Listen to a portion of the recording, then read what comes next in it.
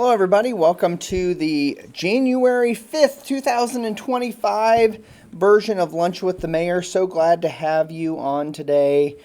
We are going to touch on a whole bunch of topics as we normally do. However, I just wanted to first start off by saying Happy New Year's. Glad to have you here with me and getting started on the new year this way.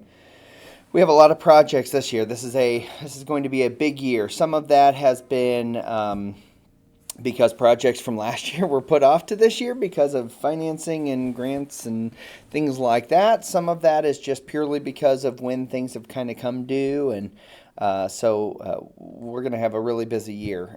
Now, the good news is, is that I actually have planned out all of our Lunch with the Mayor schedule for this year. So if you want to get your calendars out, January 5th, February 2nd, March 8th, April 12th, May 10th, June 21st, July 26th, August 30th, then I don't have a September one, October 4th, November 11th, and I think I told you wrong, but that's okay. November 1st, and December 6th. That is the tentative schedule right now for Lunch with the Mayor for this year. So go ahead and pencil those in on your calendars. As you well know, as my schedule changes, we may have to adjust and change some of those dates, but we try to do about every month, try to do a Lunch with the Mayor version. So happy to be with you again, and we'll kind of get started with that. In regards to changes at the beginning of the year here, we do have some changes that have occurred. We have a new city council member, which is Leslie Robinson. We're excited to welcome her onto the council. As you are probably well aware, Walt Crowder, who has been a council member or Board of Works member, sometimes both, since the year 2000, decided to retire this past year. And I don't know that I really talked about it in last year's Lunch with the Mayor, but I will say Walt was a fantastic partner. Continues to be someone who absolutely loves this community and always was working for the best of the community, and so we definitely miss him, and we'll continue to miss him going into the future, but I know he is happily retired, and so we wish him well. With that being said, on his council position, Leslie Robinson was selected for that position, elected to that position by the citizens of the Northeast District of the city. And so she is now representing the Northeast District of the city. I don't know that we've updated the website yet. We maybe have, maybe haven't yet, but we will be kind of doing new pictures and all that kind of stuff here toward the end of the month. So those are all things that are scheduled. So then the Board of Works, obviously, with Walt stepping down. And then also Nicole Penrod, she also, it was also decided that she probably should retire. And I know that her grandkids are getting older and life is changing with her and all that kind of stuff.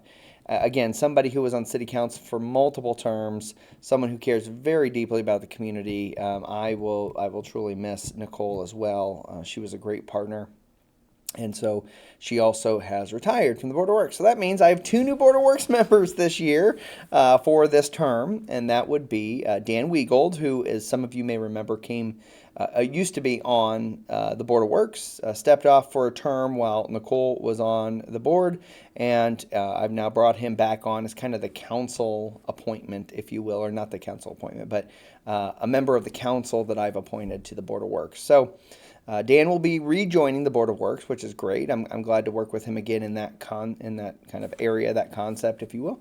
And then we have a brand new Board of Works member, which is Lisa Smith. Now, if you don't know Lisa works for the Don Wood Foundation. Currently, she previously worked for the Ivy Tech Community College in Fort Wayne, but she has been a long time, I don't know lifetime, but long time resident of Columbia City. And I think her dad was a school teacher, and and she's been super involved in the church and all that kind of stuff. But long story short is Lisa is joining my Board of Works. I'm excited to have her on board. She is very, very, very fresh to city government, but I have really high confidence. We've worked with her on the EDC and other things, so really high confidence in her and excited for her leadership. I think one thing, just as a comment, that I think is really interesting this year is that on city council, we actually have a female majority city council. We have, as you well know, we have 5 members of the city council. 3 of them are females. I think this is the first time in history that we have had a female majority council. Honestly, in the broad scheme of what we do, it doesn't really impact anything, but I do think from a historical standpoint, it's a really kind of cool thing. And so I'm excited to continue working with our city council. They've always been great partners, and the faces have changed throughout the years, but it has been a really positive experience. There's a lot of times where 2 different layers of government, if you will, or 2 different branches of government can really butt heads and can create additional, challenges with each other. And that happens a lot and throughout the state of Indiana, throughout the country, etc. But I am really, really proud that in Columbia City, we have consistently had good collaboration. We consistently, I think, show professionalism, and I'm excited for this new year to begin. I know I'm kind of rambling on a little bit. I'm not trying to. But as you know, last year was a tough year. Last year was a tough year for us with the former park director and with some of the projects coming in over bid and some of the challenges of last year. I think just about everybody here was ready to turn the page. And so 2024, I have a really strong belief it's going to be a great year for all of us. And so I hope it's a great year for you too. And by the way, again, thank you for tuning in at the beginning of the year to this first Lunch with the Mayor. My goal for this year with Lunch with the Mayor will be to stagger. So basically every other video I'm going to try to have a special guest that will help educate you, the citizens, the residents, of different things happening in the community, but also just to kind of explain some of the things that are happening. As you may remember, I don't know that it was I think it was last time, we had Nathan Bilger from the Planning and Building Department here. If you missed that, please go back in my videos and take a look at it. I think it's really educational about how things work and where we're going and how they determine whether something is an unsafe structure or whether they determine, whether this meets the planning guidelines or all those kind of things. So it's a really interesting discussion. Talk a little bit about US 30 in there. So I would encourage you to go back at some point and take a look at that. But with that, that's my goal, is to go back and forth where we have a kind of an update meeting, which is what this is going to be, and then have a special guest in between. So we will jump right into issues. So first up is Eagle Park. And Eagle Park, as I've mentioned before, that was a project we were supposed to do last year, but the bids came in $1 million over budget. So we went back to the drawing board. We did some changes. We were going to do some of the stormwater work in-house. We think that some of it was the timing of the bid, things like that. So now we're actually going out for bid. We are actually out for bid right now.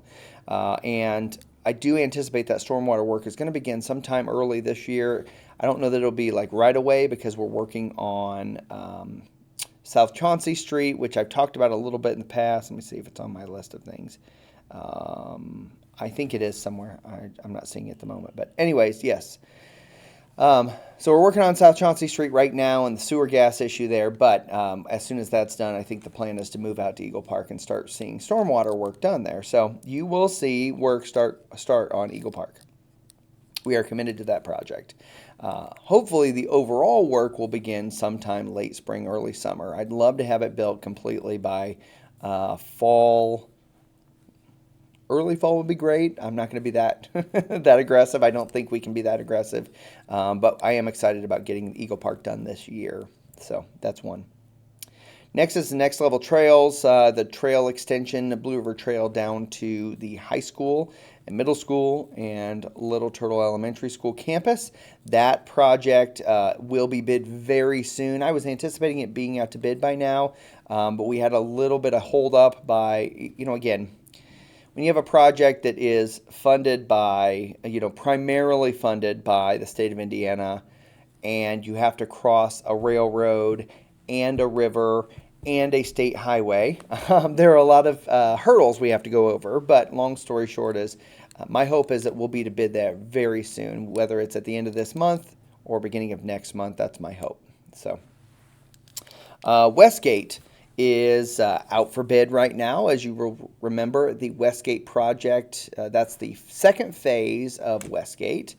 And the second phase of Westgate is primarily Buddale Drive and Lawrence Drive. So there is a little segment of Westgate Avenue that's on each side of Lawrence that will be a part of that project, assuming that all the costs come in where it needs to be and all that kind of stuff.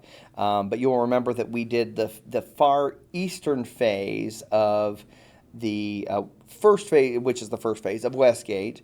Now we're doing kind of the middle portion of Westgate, and then the last phase will be the full western portion, basically from Lawrence Drive all the way to the end on the west side. I anticipate the western side of Westgate will probably be done in 2026, which is 2 years away. I've tried to split those with other road construction type projects, so that's my hope, that's my goal, and but like I said, right now that's out for bid. Again, we did get $1 million in community crossings dollars from the state of Indiana for that project, so that's so we're excited about that project. So the Propel US 30. By the way, if you've not been to the website yet, propelus30.com is the website for the Pell study, the Planning and Environmental Linkage Study. That study is ongoing still. We anticipate that it should be done by late this year, early next year. Again, that is a NDOT study. Actually, I believe the second council meeting of this month, which will be on January 23rd, we actually will have representatives from the Pell study at our council meeting to give a presentation on where they're at, where they've been, where they're going, and of course where they're at this moment. So, as I mentioned at the last meeting, the first level of assessment of the corridor has been done. That's basically prioritizing what treatments we're going to use there. I'm sorry, I keep seeing we. It's not we. It's not at all we. What kind of treatments they're going to prioritize being used at different intersections along the way. So it could be a scenario where they say, okay, at this intersection we're going to do an overpass. At this intersection we're going to do an interchange of some sort. Those kind of things, but they're also looking at, do we want to add lanes? Do we want to do a bypass? Things like that. And they've already said on that first level assessment, they've said no bypass, no extra lanes, obviously trying to decrease the amount of traffic lights around the way, things to that effect. So they've already taken some of those things off the table. Tolling of the road or toll road has also been taken off the table as well. So I think that's some really good news, as I said last time. However, there are still treatments like J-turns that are included as a potential option for the different intersections. So I'm going to keep pushing back on that, as you are all well aware. I think J-turns are perfectly fine treatments. I just don't think they're a good treatment in a highway scenario when traffic is coming in at 60 plus miles an hour, things like that. So that next layer of assessment really will be to start putting specific types of intersections on the map and really trying to decide how do they create a better highway. You know that right now it's supposed to be sort of free flow. It is not free flow, clearly. It's supposed to be kind of a limited, limited access highway. I don't think anybody would legitimately call it limited access highway because there's so many road cuts, there's so many farm cuts, there's so many house cuts along the way. So long story short is our goal has been from the beginning and will continue to be that we believe fully that US 30 needs to be bumped up to a freeway. And that way we can have a more cohesive community where we can have connections on both sides. There's a lot less accidents. There's a lot less cause for accident. And even past that, it really will create a better economic environment for that whole corridor from I-69 and even, frankly, all the way over to the Ohio state line, clear into Porter County and further west in Indiana. So I know I can drone on about US 30 for a long time. I'm just saying I think that there's a great opportunity for us to really improve traffic, really improve safety here, and I don't want to miss the opportunity, which is why we've been so engaged in the US 30 Coalition and other things. So that's all I'll say about that. Again, we have a sewer project happening on 100 South. That's in partnership with the County Redevelopment Commission. That project has begun. It is ongoing right now. If you take 100 South, especially between 300 and US 30, you will know that there's work being done there. So be cautious in that area if you end up taking that little jaunt, if you will. We have basically completed the downtown planning effort. The downtown planning effort specifically had started, I think beginning of last year, and had went through the majority of at least 2/3 of the year. That plan has kind of been finalized, and it will go to the Plan Commission on Monday. It's going to come to the City Council on Tuesday. We actually, back in, I think, November, we actually had a presentation by Catherine Puckett from HWC Engineering, who actually did she was in charge of the project, and so she went through the downtown plan and the reason and rationale behind it and what it all proposes. Once those things are approved by Planning Commission and Council, we'll get it up on the website, make sure it's easily accessible for everybody to get to, all that kind of good stuff. But thank you to so many people in the community that were a part of that effort. Whether you were part of online survey work, whether you came to First Friday and you played with the little maps, whether your child played with those little maps and said, what if we did this? What if we did this? All of those things played a huge role in deciding kind of where we are going with our downtown long term. And as you know, our downtown is pretty darn full at this point, which again sets us apart from so many other small communities across Indiana. And so they really came to us and said, okay, listen, typically we come with these low-hanging fruit kind of things, right? A facade program, maybe put a pocket park in, do some maybe murals, make sure your first floor is at least at 70 or 80% capacity, things like that. Check. Like, we have murals, we have our downtown pocket parks, we have good thriving businesses in downtown, we have our restaurants and our service-based businesses in downtown. So we have a facade program that's been used for many years now. That's why you see the majority of the fronts of the buildings look really, really nice. The vast majority, I would say, of the buildings that have been spruced up in the front have been done, not all of them, but the vast majority of them have been done with the facade program through our redevelopment commission. So I think we have a lot of things to be proud of.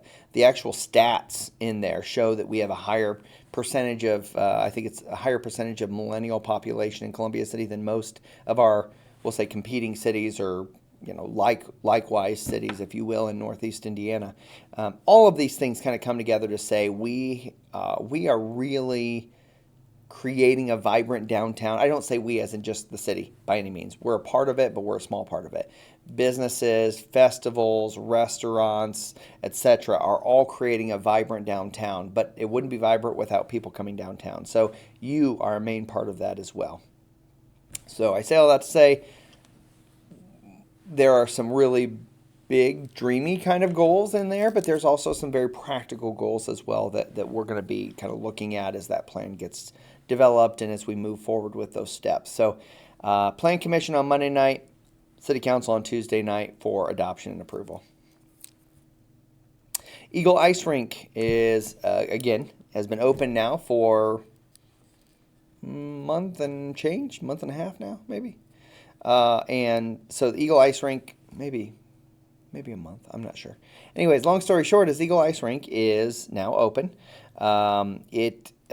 For January, I believe, the schedule is Fridays from 4 to 8 p.m., Saturdays from 1 to 7 p.m., and Sundays from 1 to 5 p.m. So goodness gracious, take advantage of these mild winter days. It's really cheap. I think it's like $5 for skates included, I think, to go skate at Eagle Ice Rink. If you have never skated before, it is the perfect ice for you to skate on because it's not ice, it's plastic. And that was the whole purpose behind it. We wanted to kind of create a feel where lots of individuals with lots of different abilities can get there, can enjoy the skating rink. I believe that my family's going to go maybe this weekend. We'll see, but I just say all that to say it's a really cool place to take your kids, especially maybe young kids that you'd be a little nervous about them being on ice. You can walk in the skates on the ice, and actually it fits really well. So if you're a professional skater, you may not like it as much. It's a little more sticky, I'll say, than what ice is. But if you've never skated before, or you have friends and family members who you want to take with you that have never skated before, it's really perfect for that. So, okay, other items that are going on right now. Leaf pickup is happening right now. I'm sorry. Leaf pickup is now completed. That's what I meant to say. We did have multiple additional weeks of leaf pickup, and we ended up ending that. I think the week of Christmas we stopped doing that. The vast majority of leaves have been picked up, and very, very, very few, if any, piles were out the last time we went through. So with that being said, we're done with leaf pickup. We actually went about a month later than we were scheduled to do. But again, another service that we provide to our residents that is a part of the benefit you get with living in the city. So next up, food and beverage tax is now in effect. We've talked about this on how many umpteen lunch with the mayors, but food and beverage tax is now in effect. So there will be another 1% on your sales tax if you go and eat at a restaurant in Columbia City. By the way, if you've eaten in Fort Wayne in the last 10 years, you have already been paying Fort Wayne that same tax. And so these dollars, food and beverage tax dollars that are collected in City of Columbia City, not just downtown, but all restaurants, the McDonald's and the Bob Evans and Big G's and all those along the way, all of those dollars that are collected. So for every dollar you spend, it's 1 cent. For every $50 you spend, it's 5 cents. I'm sorry, 50 cents. So again, it's 1%. But nevertheless, those dollars all go toward Eagle Park and the future growth of Eagle Park. It's I think a 20-year. It's a 20-year program. So, rave notification system. I talked about this last time. My hope was to roll it out by now, but we've had some things that we've had to tweak.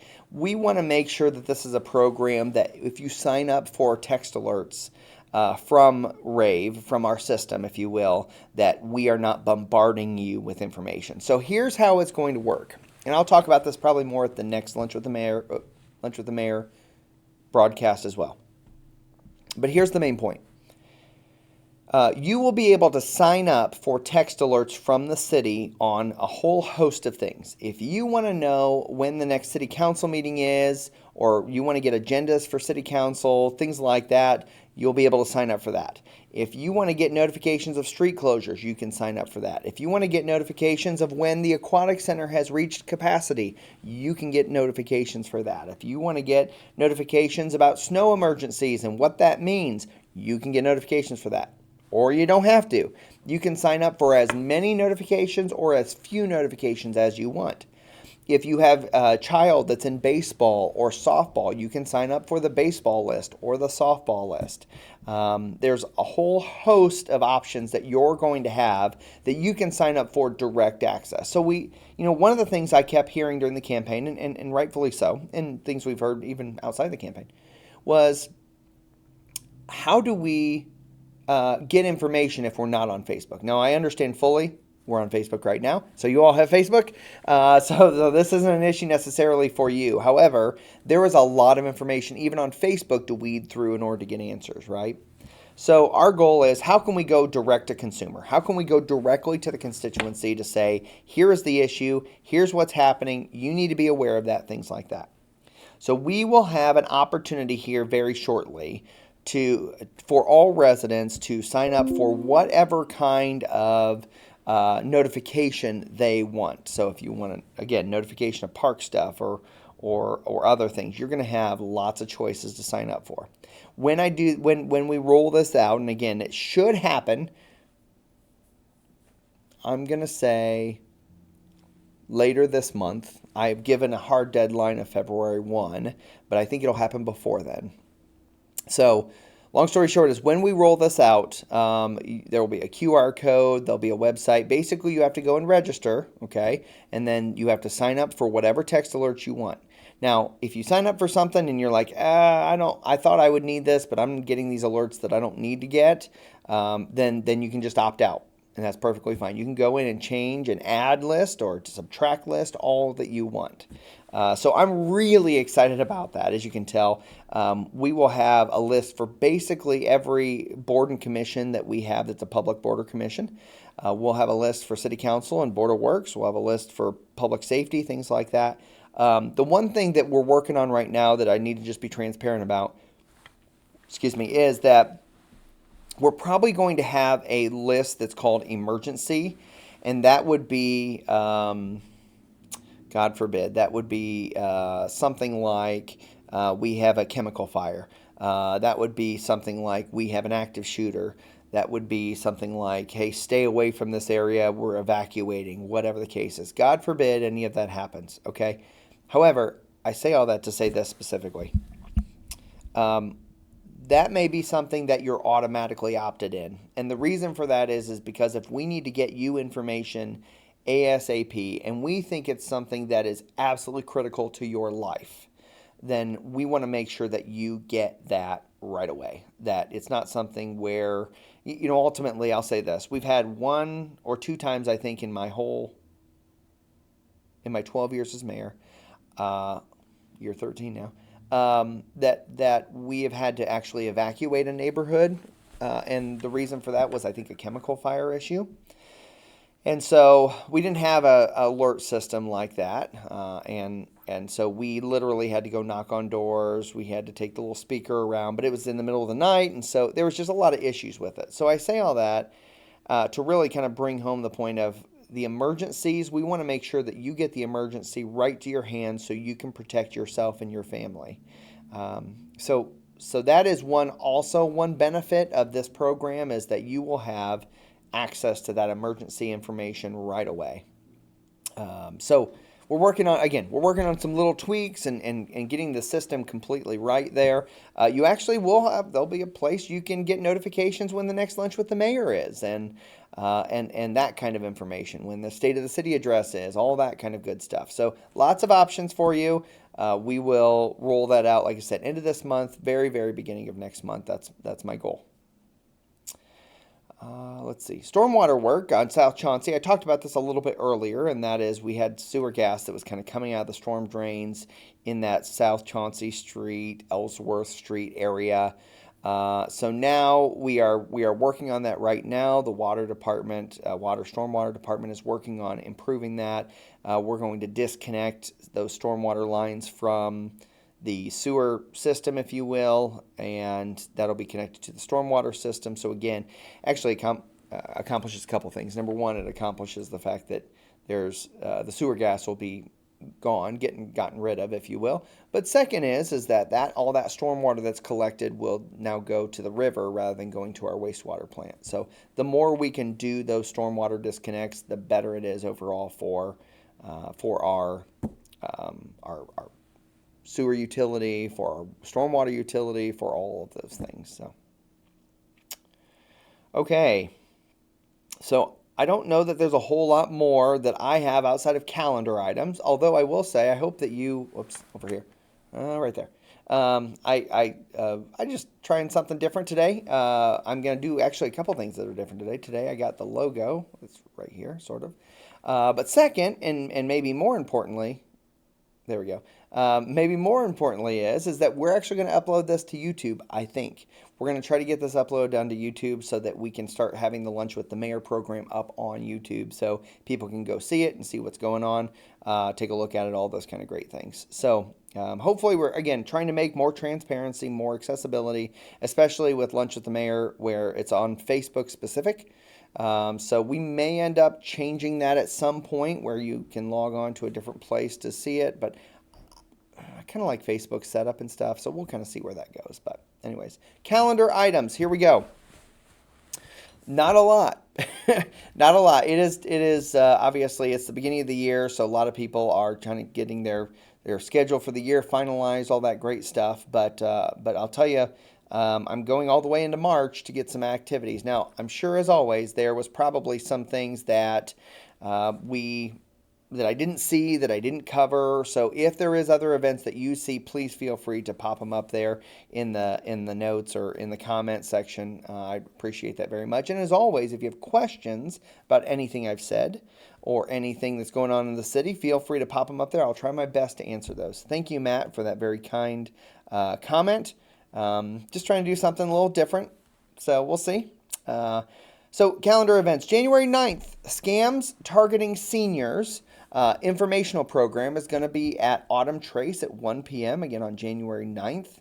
I believe the Whitley County Sheriff's Department is involved in that. The first Board of Works and City Council meetings will be on January 9th as well. From 5 p.m. is the Board of Works, 6 p.m. is the City Council. So again, as always, those meetings are open to the public. They are in the City Council chambers, which is on the second floor of City Hall. It's a little confusing for people. When you come in, that's entry, not first floor. So entry level, first floor, second floor. It'll be on the top floor of City Hall. January 15th, City Hall is closed in observance of Martin Luther King Day.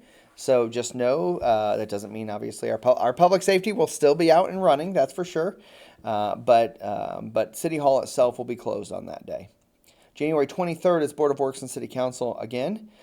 January 24th, CCHS, there's going to be a FAFSA event, which is student aid, basically filling out student aid forms and other things like that. There is an event there at CCHS from 3 to 7 p.m.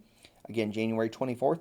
If you have students that will be going to college next year or are looking at opportunities to maybe go to college, even if they're not sure, but they may, still a good event to go to. February 2nd is the next Lunch with the Mayor at noon, as I mentioned earlier. February 9th and 10th, Father-Daughter Dance. Okay, gentlemen, this is your time to shine, okay? I've said it before. I'll say it again. It is mucho importante. It is very, very important that if you have a daughter and you're planning to go to Father-Daughter Dance, you better get your tickets early because we always sell out. Always sell out, okay? Do not buy tickets from somebody on the Facebook page, on the park site that says, hey, I can't go. I'm going to sell my tickets. Don't buy those tickets, friends. I'm telling you, don't do it. You will get scammed out of money. We have had multiple instances lately of individuals who, when we post like, hey, here's tickets, or hey, mother-daughter or mother-son event or father-daughter coming up, that fake people will get on there and try to sell tickets that they don't have. Do not buy second market tickets. I promise. I know it's silly. and it shouldn't be happening, but it truly is happening. So be careful on that. Anyways, Father-Daughter Dance tickets, they are on sale now at the park office. They are $25 a person. So if you and your daughter are going, then it's $50. If you and two daughters are going, it is $75. So just know that those tickets are on sale now. It will be at the 4-H grounds again. Not topic, but anyways, the kind of event is titled Girls Just Want to Have Fun.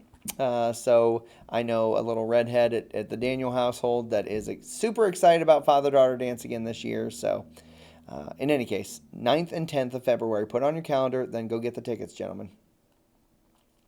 February 19th, City Hall is closed again in observance of President's Day. So again, public safety is all good to go, but City Hall will be closed that day. Jeff, I will get to your question here in one moment, I promise. March 7th, Peabody Public Library, Friends of the Library will have a book sale. That's from 9 a.m. to 6 p.m. at Peabody Public Library. That's, I think, an annual thing that they do. March 8th is another lunch with the mayor. March 10th, daylight savings time. Make sure you spring forward. And March 16th is the Cabin Fever shopping event by Columbia City Connect. So that is that's that downtown shopping event that typically happens. I think it's in the afternoon, evening, but I don't have all the details for that because it's still in March. But looks like there's another thing here. The Whitley County Humane Shelter as a dessert dance at Chapman's on March 2nd. This year's theme is back to the 80s. Oof, that's a rough that's a rough clothing option there for back to the 80s. I'm sure it's going to be a fantastic event. And being a kid of the 80s, I never had really the great opportunity to dress what was popular in the 80s. But I'm sure that will be a sight to behold. That's for sure. Let's see here. Okay, so Jeff Shar says, where do we stand with the changes to US 30? I've attended a couple meetings, get occasionally, but there's a little set about timeline for completion. Okay, so again, short answer would be they've conducted the first level of assessment. They are working on a second level of assessment, and ultimately there will be a third level of assessment that will really hone in on kind of for the full corridor. Here are the 2 or 3 different kind of treatments along the way. So first level assessment is saying, here's the things we're not going to do. Here's the things we are going to consider. So they are working now on the second level of assessment, which is where they will start saying, okay, for this intersection, we're going to look at these options because of how it may fit the community, or it'll fit the traffic patterns, or whatever the case is. So you'll see a lot more of that happening in this next phase of assessment, if you will, or next level of assessment that's happening. We really are kind of in the final phase, which is all the assessment phase. But like I said, Jeff Shar, it's probably best. We are going to have the Propel or the Pell study committee at City Council on, I think, like I said, it was January 23rd. Let me double check that. Yes, January 23rd. We will have them at the City Council meeting at 6 p.m. if you want to come and see what they have to say. That's great. Again, every time they have a public out or input session, I try to put those out. But from a long-term timeline standpoint, here's maybe I think what your question is trying to get to, if I'm reading it correctly.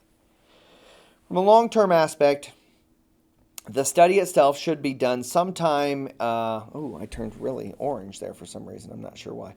But the level of assessment, or the assessment itself, the Pell study, should be done sometime in, I'm going to say, end of this year, beginning of next year. We originally were told end of this year, but they've kind of bumped it and said maybe early next year too. We're not sure. So assessment-wise, will be done. Study will be done at that point. So when does something get built, which I think is where your main question comes. I don't know.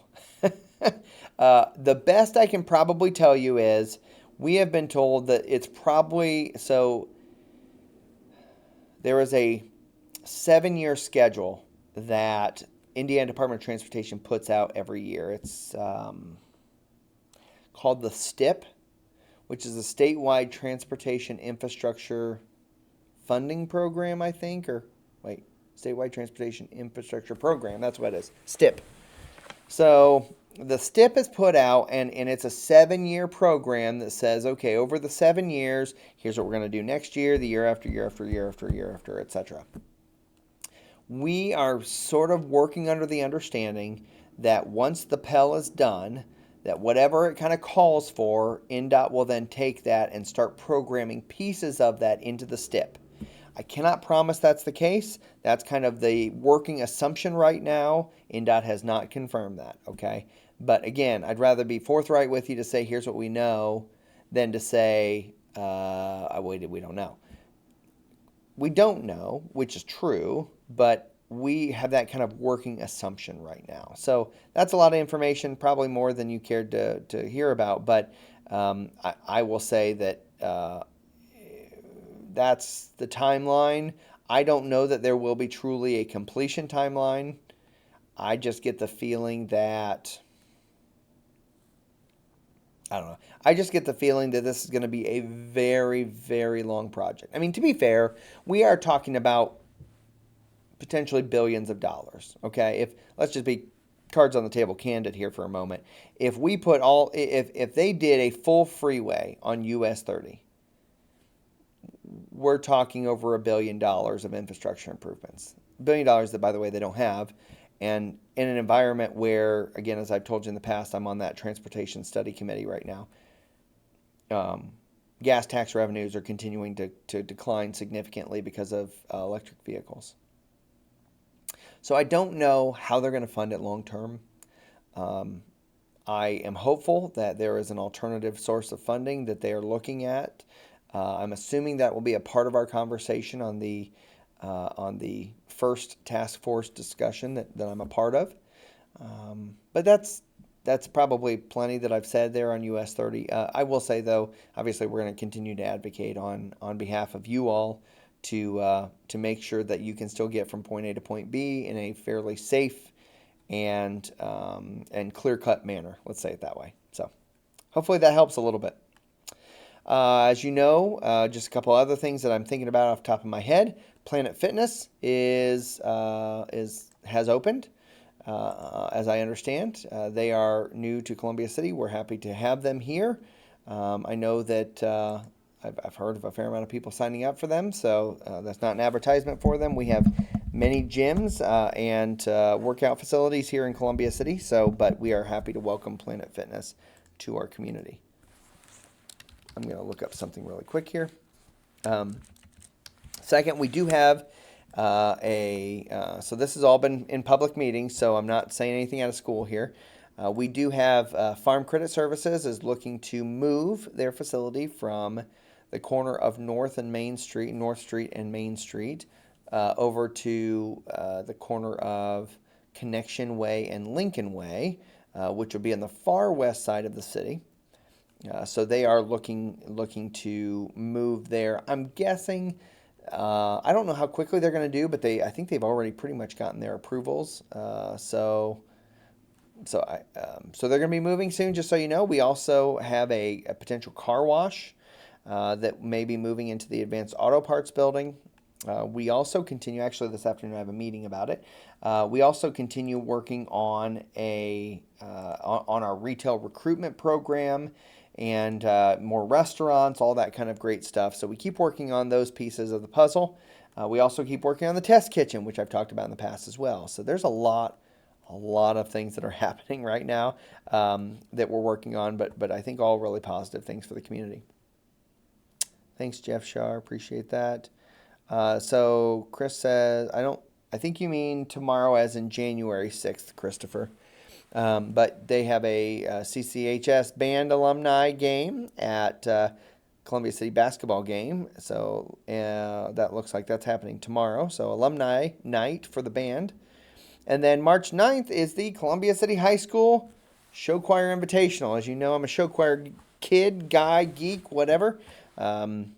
Actually found out recently that Kirk Cousins, the quarterback for the Minnesota Vikings, was also a show choir guy. So I think I now have a new favorite quarterback. But in any case, long story short is, so CCHS having their show choir invitational on March 9th. So yes, thank you, Christopher.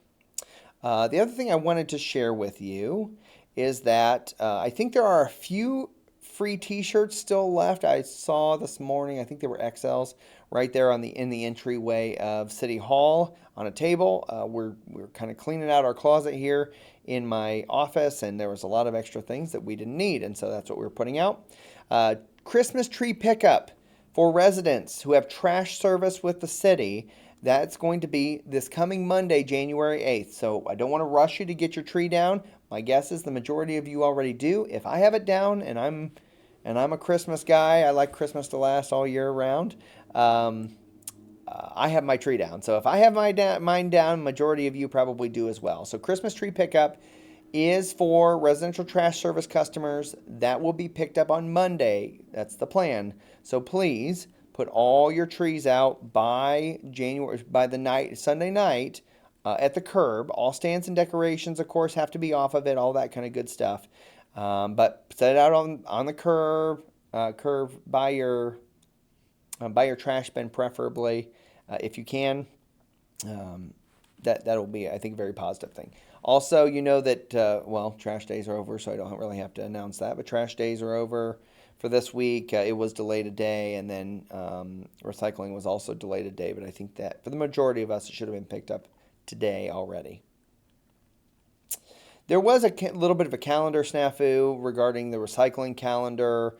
Basically, what they said was the new calendar was supposed to be mailed out. I think we may have already received it, but basically just follow the schedule that we had already been on. Just the schedule was not supposed to change, and it did. So just ignore the old schedule and kind of go with the new schedule, if you will. A couple of other goals for this year, just so you're aware, and again, I'm probably just dragging on a little bit. I'm not trying to be, but a couple of goals for this year that I have. Obviously, we want to get first phase of Eagle Park done. We want to get the trail project underway. I anticipate that will probably last into next year because of the length of the construction and some of the challenges we have. Westgate, we want to get, obviously, phase 2 of Westgate done. We have a lot of other miscellaneous projects around the city that we'll be doing. But I think one thing that my goal is, for transparency's sake, one thing that I really want to do, and I think we're going to get there, is to get all of our boards and commissions I think all of our boards and commissions. I want to get them recorded, and I want to get them up on YouTube. So we're going to work on, probably by mid-year, having all of our boards and commissions up on YouTube so that everyone can see them. That goes for Tree Board, Housing Authority, Redevelopment Commission, Plan Commission, BZA, Arts Commission. I know there's a lot more that I'm forgetting right now, but we want to get all those up there so that you always have an opportunity to see what's going on in your government. From day one, I've worked hard to bring transparency. This is part of the reason we do Lunch with the Mayor. It's part of the reason we stream on Facebook, our board and council meetings.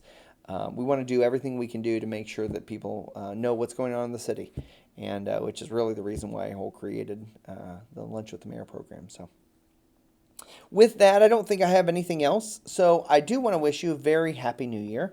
I want to tell you that I think it's going to be a great year. Again, a lot of that, I'll say this, a lot of our circumstances can define where we're going to be and where we're going to go. But I think more than not, we have the opportunity to decide how those circumstances impact us and our families, impact our quality of life, and impact our mindset. So I want to encourage you to be to really challenge yourself this year. Set some personal goals for yourself this year. Where do you want to be? How many books you want to read?